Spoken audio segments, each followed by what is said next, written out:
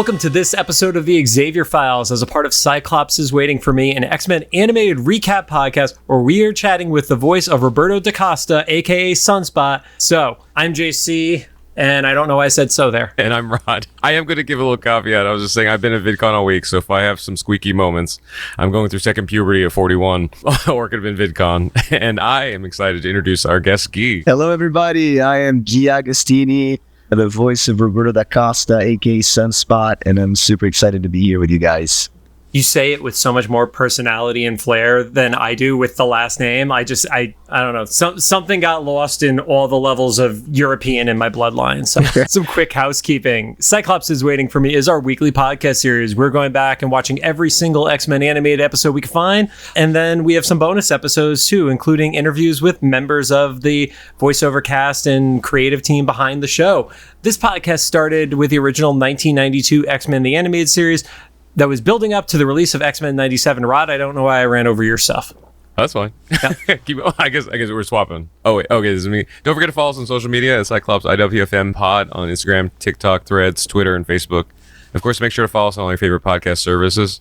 I guess we'll get into it. Yes. Did I skip stuff too? No, it's fine. Okay. It's fine. I think we said spoiler warning. If you didn't watch it at this point and you're listening to, this a month later after the episodes have wrapped up, that's on you, I feel like. Especially if you're somebody who's listening to an X-Men animated podcast. Right. So, I agree. So, Guy, to hop into it, everybody who's listening knows you're the voice of Sunspot. But what are some other things that you have done in this realm of entertainment that you're proud of in addition to this gig? And then we'll dive deeper into the X-Men stuff. The voice acting and animation is quite new to me. I mean, I think this is definitely, obviously, my major project, but I did also a voice in Spidey and His Amazing Friends as a surfer dude, and I think that happened before I booked X-Men 97, but I trained in theater, and my main passion is to make movies and do movies I direct as well, and so, I come from the film and TV world and a lot of commercials and stuff like that, and so in that trajectory, because I really started in the commercial world, I did a Dish Network commercial that I went to the Super Bowl with Norman Reedus from The Walking Dead, which I'm very proud of. That's a funny spot. What was the commercial for? Was it for his biking show or? No, it was for Dish Networks, who was promoting. Oh, it was for Dish Network itself. Yeah, because it was promoting the new season of The Walking Dead. So, it was him battling these not zombies, but all kinds of other things. And then, I in Brazil, I did a couple of feature films that I'm really proud of. First one was a comedy called A Single Going Almost Crazy, and that opened in the all movie theaters in Brazil. But unfortunately, during on the weekend of the pandemic, it opened and then the world shut down. So Friday the 13th was when it debuted. Pretty much. There was a pre-opening thing on the 8th, and then the actual opening was the 15th. So. Oh, wow. Yeah, that's wild. It's pretty wild. Is the 13th superstitious in Brazil? Yeah. Okay, Friday the 13th. Okay, so that's kind of on the distributors then. Yeah, right. I guess so. I didn't even put those two and two together. And then I did another feature that's on HBO Max in Brazil and Latin America only, unfortunately. I thought it was going to come to the US. And he tells the story of the Brazilian jiu-jitsu legend named Fernando. And I played an FBI agent. It's a very short scene, but such a crucial moment. And the story is just amazing. And I didn't know him, actually. I'm not from the martial arts world.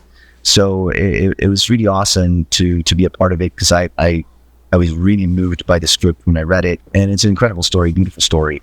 So those two projects are, very dear to me. And then recently, this year, I was in an episode of CBS Elsbeth as a professional tennis player, which is also very special to me because I grew up playing tennis and I wanted to be a professional tennis player. That was my first dream. And I was able to accomplish that in the make-believe world of television. So it was pretty fun. And yeah, it was very surreal for me. So when did you actually come from Brazil to the States? That was about 15 years ago with a tennis scholarship. And I lived almost 2 years prior to that in Venezuela. So I left Brazil. I was traveling for, tournaments and stuff. And I landed in Venezuela and I met my coach and I lived there for almost 2 years. And then I moved to the US. I went to South Carolina for a year, which I might be going for a con in August. And I forgot, I haven't reached out to them yet, but talking to my first acting teacher, and the people in the program, because I wanted to go back, and now they have a film program, and so I'm gonna let them know that I'm gonna be very close to the town is called Greenwood, just very close to Greenville. So I hope that I can go before or stay a little bit longer and come by the university and all that, and maybe do a workshop or a talk with the students or something like that. I'd be very, very excited to do that. That's awesome. So getting into X-Men 97, I've been fortunate enough to hear this story, but not everybody who listens to the podcast has been able to be there at some of the live events. Would love to hear you talk about auditioning for the role and the experience you've had with the X-Men, particularly the animated series, prior to that. Right. So I auditioned for this role 2 times. The first one was in the fall of 2021, and this year, through the panels and the live events that I heard our other cast members talking about having auditioned at the beginning of 2021 or been already recording. So I guess end of 2020 and 2021 they did their audition. So I think it was the last audition to the team, but I did my first audition not knowing it was X-Men 97, differently from everybody else, also because though everybody had a code name, they all figured it out, but I didn't, because I didn't know Roberto Da Costa by Roberto Da Costa, and I just thought it was an animation show, and I didn't know much about it. So about almost 6 months later, I can't remember if it was March or April in 2022, I get the same audition, and I remembered. I mean, I have good memory, especially visually, like looking at the lines and the email. I was like, I've already auditioned for this. But as it goes, I sent it in again, and both auditions asked me to put on a Brazilian accent. I mean, I knew it was a Brazilian character, and also if I could do like a standard American, and I guess these days I sound more American than anything else, so I had to put on an accent for the Brazilian version, and I spoke the way I speak. And then after that second audition, 2 months later, I got an email from my agent saying that I had booked the role via email, and it was very surprising, exciting. But I had to book anything is very exciting. When the line was, "Congratulations, Gui, you're going to be a superhero," and I was like, "What do you mean? Like, what kind of superhero?" I had no idea I had auditioned for a superhero, regardless if it was an X-Men 97. But then as I continued to read the email, to like accept the contract and all that, I saw X-Men 97. I was like, X-Men? Because I didn't know about X-Men 97. I did not know this was in the works, and I was not following the news, I guess, and so I was just like, oh, wow, it's X-Men. So I was obviously super shocked and very happy, and then I had to be quiet for 2 years. Those everyone's stories, like, and then we had to be quiet for 2 years. Yeah. Do you remember what the code name of the character was? No, so it's so fun. So that's the thing. The character, I think it was named Roberto Da Costa. I have to go back to the email. They just had it straight up. That's funny. It's funny, and I don't think I should go back to the email to find out, because I don't think it said Jubilee. I don't know if my scene was with Jubilee, and I actually don't know if they were exactly the same sides, but maybe not Da Costa, but I think it was Roberto Da Costa. So I guess they decided not to change that. Only the code name, the name for the project was a code name that everybody had the same. But yeah. Too funny. And I do remember also from that WonderCon panel, you had shared how you had been very aware of and growing up watching the X-Men and stuff like that. We'd love to hear a little bit about that from you too. Yeah, I mean, the original animated series was my introduction to the X-Men world and the superhero universe, pretty much. I think, don't recall exactly, but it could have been my very first superhero exposure. And I recently, because I talked to a media in Brazil weeks ago, and as I've been saying, I don't know if I watched in 92, I was very young, but he said that the X-Men original series didn't get to television in Brazil until 94. So it made sense, like probably 94, 95 is when I started watching it. And I also said, I said before, it wasn't like a religious thing for me every Saturday, though I think it was every Saturday as well in Brazil. But I was always doing sports in the mornings and especially on the weekends, but every time I was able to watch it, I did. And also he said that there's a particular network in Brazil that is it's like the biggest one, and now things have leveled up obviously with the whole industry changing, but still it's the primary channel in Brazil. But back then it was literally like the main channel. And so they would start like showing it at different times, and then after there were other networks that also picked it up, and so you could watch it in different channels and stuff like that. So, but yeah, I Wolverine was my favorite character. I got the action figure at the time, and I loved it so much. And once the movies came out, I was like, oh wow, this is amazing, So I was always a fan. Do you remember if it was broadcast originally in Portuguese or English? No, it was all dubbed. Animation, yeah. In Brazil, everything is in Portuguese. And now that we have streaming, people can choose. But if it's on network, it's always dubbed. So the reason why I asked that is because recently there has been a video floating around Instagram in particular, where it is the Spanish intro of the show, and they actually had voiceover saying the Spanish version of each of the names of the characters. Like during the intro music, there's just a random, Vampira for Rogue, etc., stuff like that. So I didn't know if it was like that for you guys as well down in Brazil. Probably. And in fact, like, I didn't remember the names of the character necessarily, all of them at first in Portuguese. So it's the same, because it's very similar to Portuguese and Spanish. So I think most of the names are pretty much the same. It's with the exception of a couple. But it's the same thing in Brazil, and that's Rogue. But Vampira means vampire. So I don't know. It's it's like crazy. I don't know why they chose that name. I guess that makes sense, though. She's a kind of a succubus if you think about it. Oh, absolutely. Yeah. She's literally sucking the power out of him. So. True. Just in a different way. And so it's more accurate than the English name, because she very rarely goes rogue. Like, it's like a special thing when she does. Like, she's mostly a team player.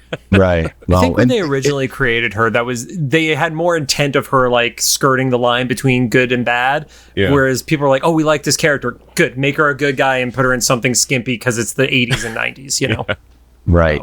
Well, we did see in this version her really going rogue, so I guess it paid off. Of course. So we chatted with Christine about it, but would love to hear your perspective on the cultural representation between the characters and the voice actors during the X-Men 97 process. I think it's amazing, and obviously I feel so fortunate and so honored to have been the selected one. But it's so awesome that they really, went after, New Zealand actors, that not only, I guess, were born in Brazil, but really can speak the language. Because, these days, like, people can be born in a place where they really grew up somewhere else. And now that doesn't make them, the culture that they really are. But yeah, I just feel very, very fortunate. I think it's awesome that they really chose people that really have that representation and are from the country and speak the language and all these things. So Christina's amazing, and so nice to get to know her more. We actually worked together in a project doing looping for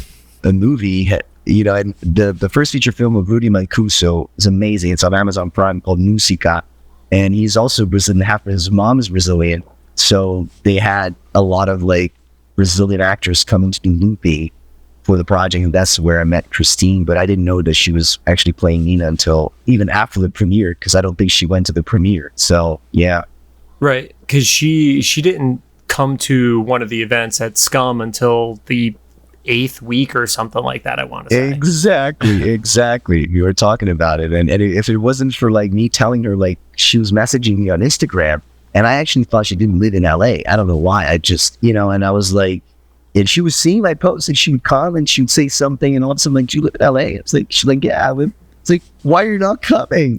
Like, show up. She's like, oh my God, you're right. And then she did, and then she really has been a part of everything else afterwards, which is amazing. So you get the role. You don't know a ton about it at the beginning, obviously.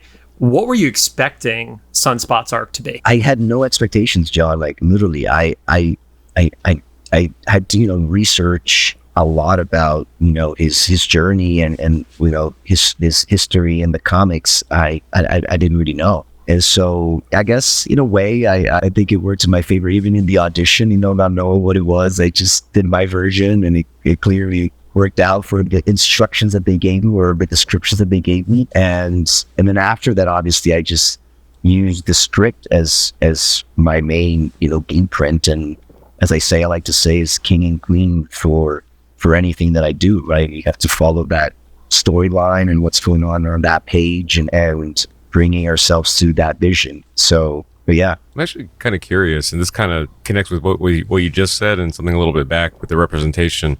There's a few moments where Roberto like mutters stuff under his breath in Portuguese, like either to his mom or about his mom or whatever. So that's a great representative moment, because that's what kids do, talk back to their parents and stuff.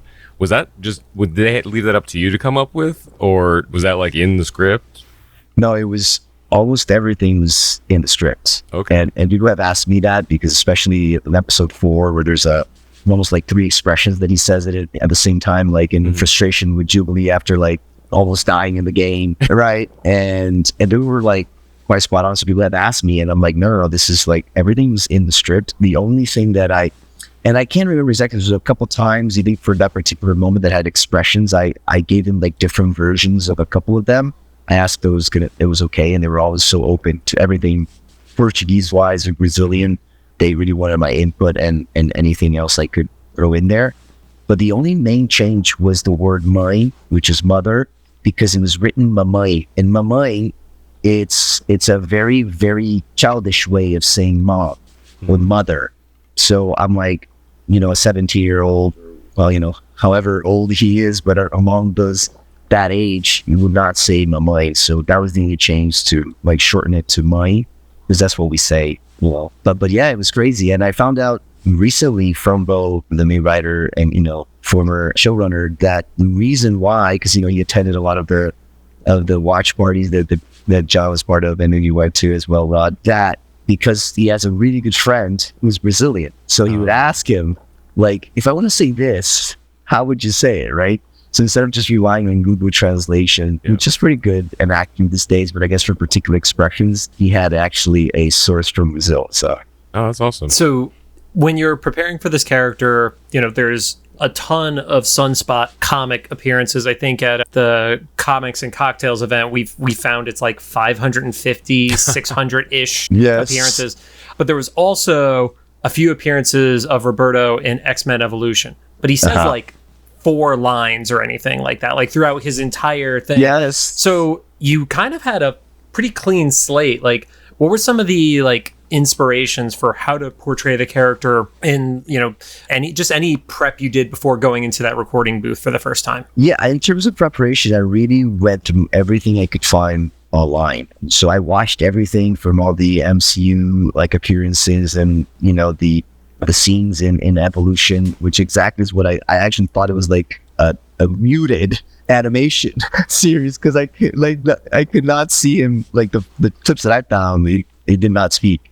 So there was something with Evolution where the New Mutants group, which Roberto was a part of, they would be in like 12 or 14 episodes and have speaking lines in 2 of them. They were just like named background characters was the most common thing in that series. It was wild. It was very interesting, but I watched everything I could find, but primarily it was the database of Marvel online, because I also did not have access to comics right away. A little bit after, I did get from production a lot of the new comics virtually, so I went through those and stuff like that. I mean, I Googled and searched some of those too, but I was just reading a lot and watching like YouTube videos that I could find. Actually, I didn't have a lot of them to rely on because there wasn't a lot of YouTube videos on Sunspot up to recently. But yeah, I say like that it wasn't necessarily a lot of inspiration. I think even if there was a ton, I think a lot of actors will agree with me,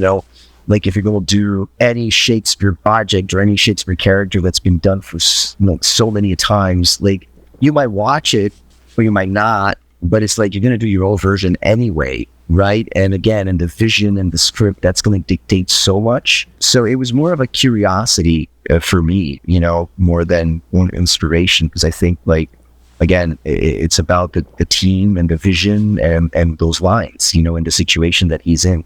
As we learned, they took creative liberties, so that changes things anyway. So we had heard everybody recorded pretty much independent of each other.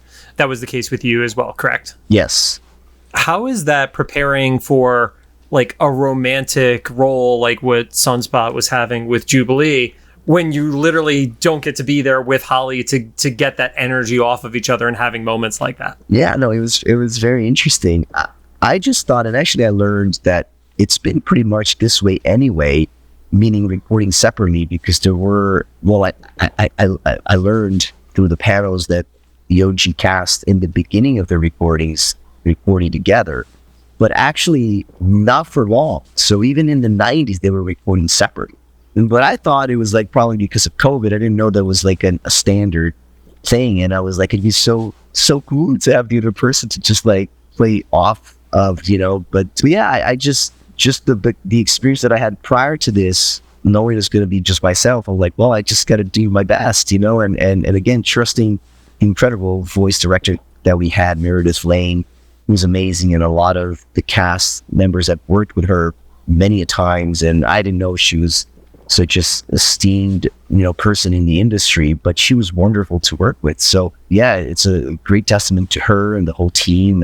And when I went back to record some ADRs and sometimes to like things that have changed and stuff, I was able to then hear Holly. So that was good, so that I can get her vibe. And then, it changes. It feeds something a little bit differently. But that's the magic of this world of animation. You record those lines many a times in different ways and different cadences. And I think it's also the beauty of it. You get to explore and give a little bit more, different flavors and more options to them. So would love to ask you about inspiration process, however you want to answer it, around two particular scenes. The first of those was the scene where Roberto is telling his mom he's a mutant. Did you pull from anything going into that scene?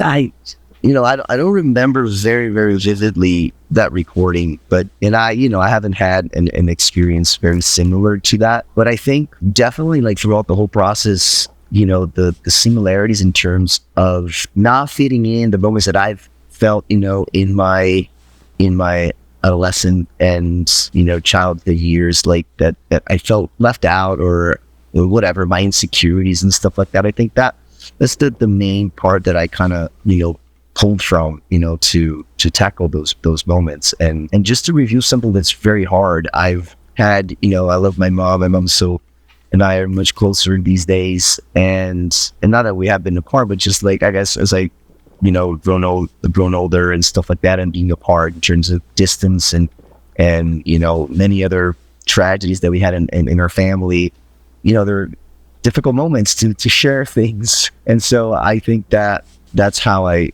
kind of, went in, bringing myself in that way. Like, how would I just, how would I be?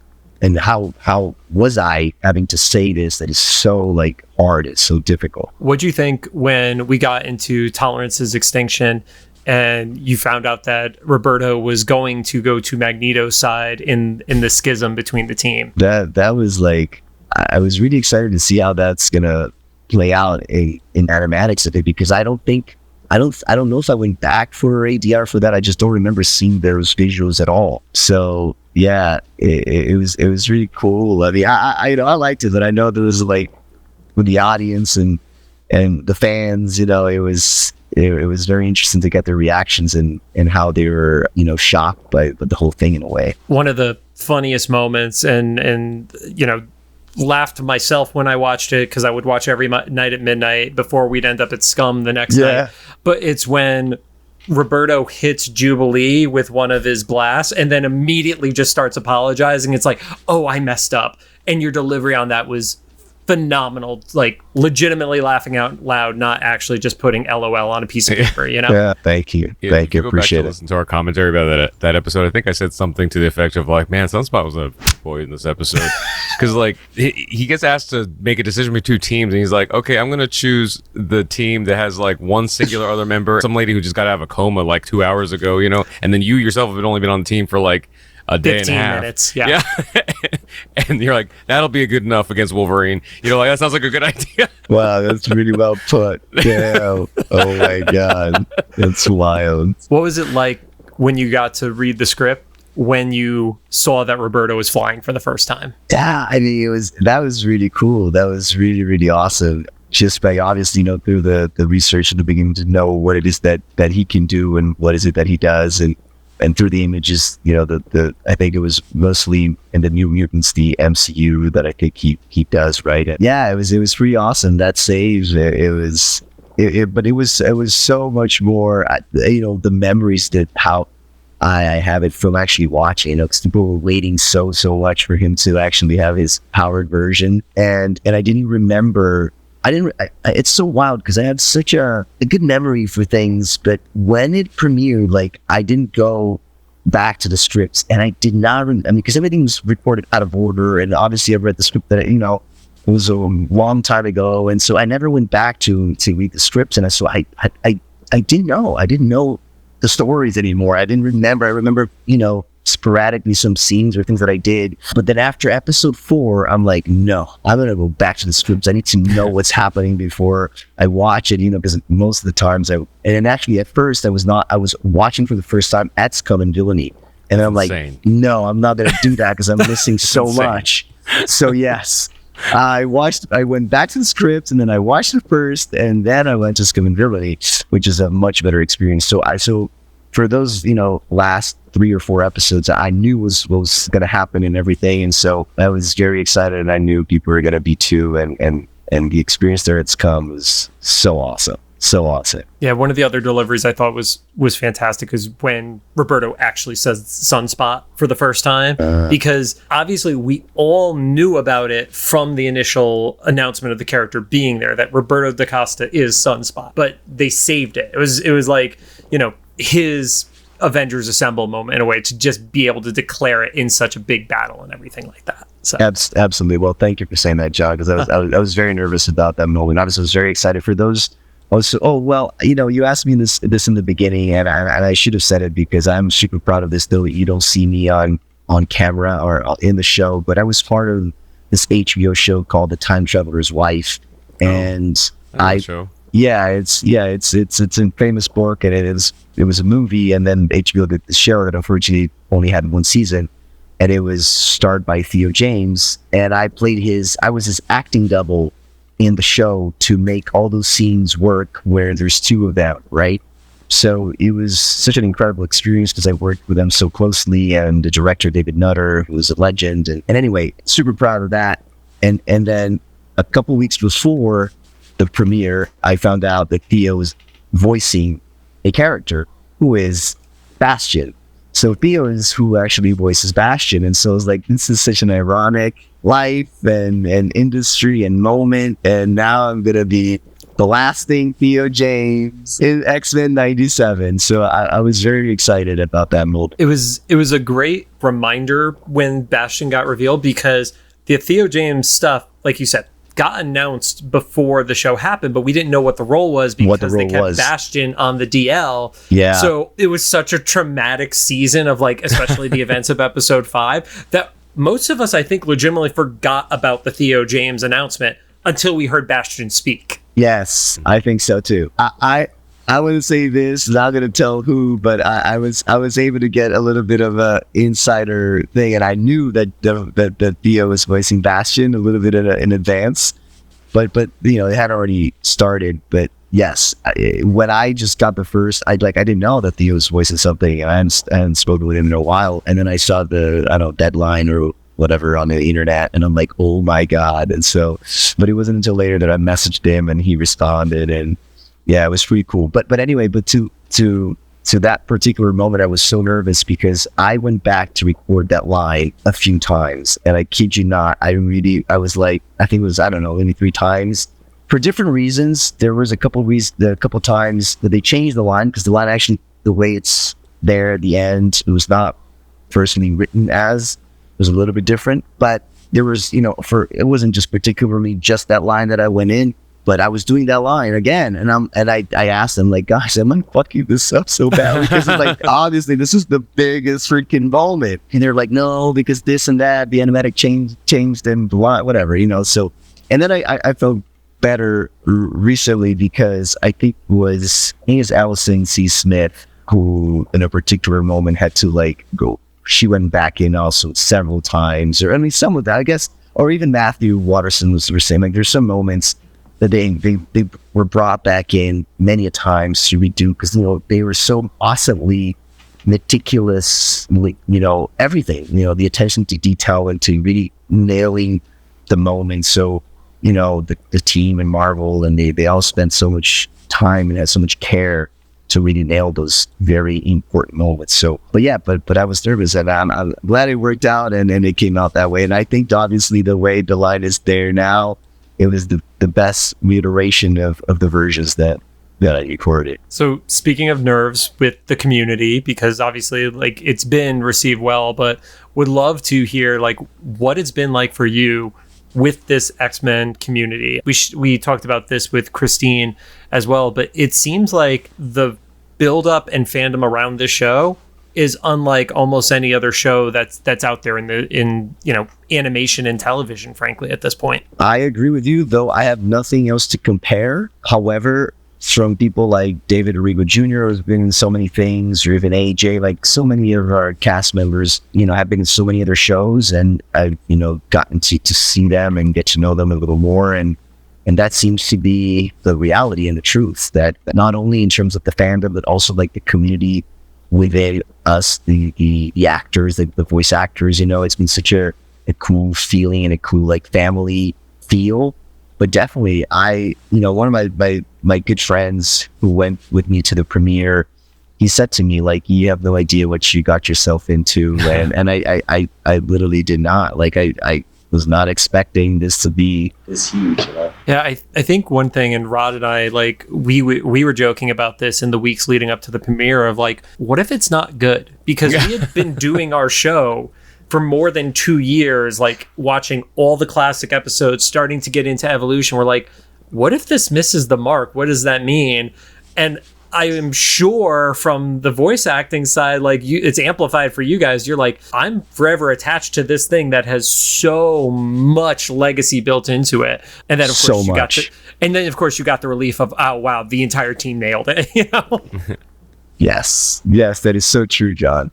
I thankfully, again, my ignorance helped me so much, because especially, I'm doing so much better, but since the pandemic, for mostly personal reasons, but I deal with anxiety in a way that I had never experienced before. And so if for whatever reason, like, I'm just an anxious person. I came at peace with that, but I think like not knowing that, not having much of an idea, just like, I never felt anxious. I never like, okay, I'm excited to when it's going to come out, but I definitely not like, everybody else who knew how huge I knew about the IP, but again, just not about how like people were excited that it's coming back. And again, I had never been to a Comic-Con in my life before, so though I had seen photos and stuff, I just didn't know. I didn't know about it. So now you've been to what, a half dozen of them already since the show premiered? No, I was part of a panel at WonderCon, which was my first experience, and then I did my first convention, not events, not signing events, at Comic-Con Revolution in Ontario. So only 2, and then my next one is going to be San Diego. So that is such a quick, never going to literally the World Series of comic book convention. No, I know. And when I first went to WonderCon, I remember talking to Isaac, who voices Bishop, and he was telling me about San Diego. He was like, yeah, I've been there a couple times, never like signing it or anything like that, just as a fan. And he's like, not horror stories, but just how crazy it is about the whole thing, the event, how the city stops. And I was like, wow, that sounds intense. And I was just like, well, I hope I could go. I mean, hopefully there's an X-Men panel and we get invited, and now like I'm doing signings and doing this stuff. I'm so excited. Hopefully there's an X-Men panel for like the highest rated Marvel show in history. Yeah, well, true, Rod. But I'll tell you this over here. I'll have no regrets or anything about saying this to you guys, that it's so interesting. But for instance, LA Comic-Cons apparently they don't want anything to do with X-Men 97. Yeah, so you'd be surprised. You never know. Interesting. Okay. One thing I do want to point out, I started realizing it as we were recording. You're wearing a Fig Pin Sunspot shirt right now, aren't you? Yep. Hey. There it is. Yes, and I have on my Fig Pin right here. Oh, nice. Oh, that's awesome. Oh, sorry. And we break it during the recording. Yeah, you were holding it. I was holding it. Well, I guess it's because I'm on the, anyway, you guys can see that's it. That's awesome. Yeah. Well, there's also the second set, which are blind boxes, and they are the ones in the X shape as well. Oh, I did see that. See that, but I did not get it. And that's cool. Yeah. Maybe my next purchase. Well, they're all blind bags, so you don't know which one it is, and there's like 12 of them, I think. So so you can't choose. Oh, I see. Yep. Yeah, I got 3, and luckily none of them were duplicates, but none of them are Sunspot either. So I actually can't even help you out with that. No, but this is true. I remember now because we have a group chat with most of the cast members, and AJ went. I think he was at a store and he bought one, and it was Sunspot. They're physical stores. You can only buy it at Hot Topic, or you could buy online at Entertainment Earth. Those are the spots to get them right now. There you go. Hot Topic. That's the one. It's kind of brilliant too, because like a lot of those blind bag things, you try to like kind of feel around, see what they are. They're all X-shaped. Yeah. Yeah. Well, cool. Here's one for you, and obviously we're asking this in a spoiler-free scenario, so we're not asking you to tell us anything you know by any means. What do you want to see from Roberto in season 2? Well, look, I really would like to see him more like in his badass version, battling now with the X-Men, as that's what happened at the end there at episode 10, right? I would love to see him in our intro. Beyond the iconic chain link fence moment. Correct. I think he deserves it. I don't know. I was actually hoping that it would happen in the 10th episode, right? Because he had already used his power. He was already so I don't know. And yeah, just being, more, either a more like strong, key member to the X-Men. And people have asked me this, and if there's like a interaction with a character that I would like to see, which I was very excited because that episode I didn't have the script for, so I knew nothing about. And I think it was episode 5 or 6. Well, definitely 5 I didn't know, but I knew what was going to happen at the end because they told me to be prepared. But I would love to see Sunspot interact with Deathbird, and I was so excited that she had an appearance.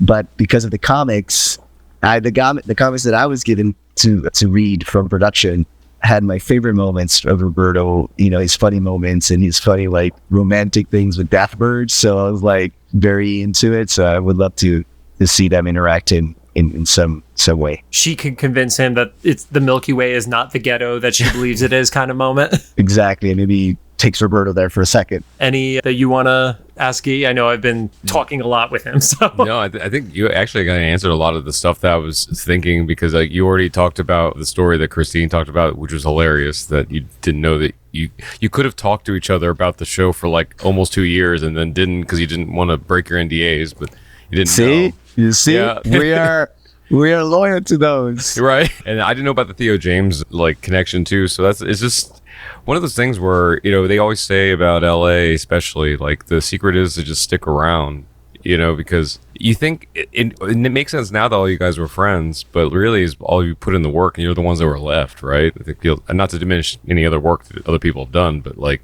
no, I agree. I agree, Rod. It seems like if you all kind of just been working and that's how you end up at the same tables. Yeah, I mean, I think there's a lot of truth to it. And Seth Rogen has said that in an interview, and I was going through like Instagram and stuff, and I love it. He's like, yeah, it's just like you stick around. Eventually, there's something's it's gonna happen. Obviously, like we all know you got to put in a lot of work, and you have to dedicate yourself, and a lot of sacrifice, and you have to really love it. And it can take a very long time, or it can happen a little faster. But yeah, if you like anything, if you truly love it and you want it, like if you give up, it's not gonna happen. So I've been very, very fortunate. And though the HBO show I actually filmed in New York was very interesting, because I love these, like, I'm a Virgo, and I just love like timelines and specific things. And I actually had moved during the pandemic to LA, and I'm like, because I always wanted to be in LA. And so, that's when really my life started to change. And then I went back to Brazil for the holidays, and I was extending my comeback until I was like, okay, this is, I have to go back. And the world started to, open up again little by little. And then I booked my flight to LA. I'm like, I'm gonna start my life again in LA. And then I auditioned for the HBO show. And then a week after, I think, or maybe 2 weeks, director wants to meet you. So I flew to New York. I met with Gabe and Nutter, and boom, I got booked on the project. So yeah. And if it wasn't for me moving to LA, I wouldn't have been with my team here at LA, and I wouldn't have been probably auditioning for this role. Who knows, But so you never know. It's like, all the dominoes keep leading to the other dominoes, you know. And this is less a question, more of a plug for you. For anybody who hasn't followed Guy, you should follow him on Instagram because he live streamed every single watch party that's going to Villainy. And I think, are they still archived on there? You can like probably watch them. Yeah, you can. So if you full FOMO from that, or you didn't live in LA, you could probably go back and watch every detail from Guy's point of view from those watch parties. Thanks, Rod. That is true. Every time I was there, I was live streaming, and probably in every con. Like I love doing that, and bringing people in. So as much as I can, I do it. I learned that WonderCon, because when we walked in, I was like, I'm going to live stream, right? Because also like AJ and Holly, everybody makes fun of me because they think I'm like doing lives every day, and I was like, I literally started doing live because of this. Like I've never done a live before, but anyway. And so I was like, okay, let's do it. Right before people started to come on, I was so like last minute, and they call my name. I turn it on, and then I showed people whatever I'm there, and then like we sat down, and I'm like, okay, this is enough, right? We're gonna start. So I stopped, and then I learned that for doing lives like that, it has to be over a minute or a minute and a half, otherwise you can't post it, and it doesn't do anything. So I couldn't post the thing. I'm like, I have to hold it for at least a minute and a half next time. Yeah. Well, before we get to the final question, can we get you saying the name of our show in Roberto's voice? Cyclops is waiting for me. Awesome. And then finally, if somebody is being introduced to X-Men 97 and your portrayal of Sunspot for the very first time, no baggage, no preconceived notions, what do you want them to take away from that character? Wow. It's an awesome question. It's my favorite one to end with because it gets everybody going real deep. Very deep, and I've never been asked that before. So that's awesome. I'd like them to take away, his courage to really like accept himself and like be part of the family that he's really proud of. And at the same time, because we all come with baggage, we all have our insecurities, we all have our upbringing that hopefully is more positive than not, but there's so many things that unfortunately affect us negatively. And so like his whole like arrogance and this whole like bratness, I think it starts to go away as we see the season develop, and I think that's so beautiful. So I would love people to take that away, as well, that journey of like you are a certain way, but then change, with like certain people, the correct people in the correct environment to be your best version. Awesome. Well, Guy, thank you so much for joining us and being on here. We've had the pleasure of seeing you a bunch at events, but this is the first time we got to record together. So thank you so much for your time today. Thank you guys so much. This was a joy. This is like this was so fast. It was like already an hour. It felt like we've been speaking for 15 minutes. That's amazing. I loved it. And thank you, John. Thank you, Rod. And yeah, you guys have been so supportive. I really appreciate it. Well, thank you to everybody listening. If you have any thoughts, make sure you drop them into the comments for either the YouTube upload or the official Instagram post about this episode. And of course, if you like what you heard, we appreciate a rating on the podcast app of your choosing. You can find us on Apple Podcasts, iHeartRadio, Amazon Music, Spotify, YouTube Podcasts, and CastBox, which nobody has ever heard of still to this day.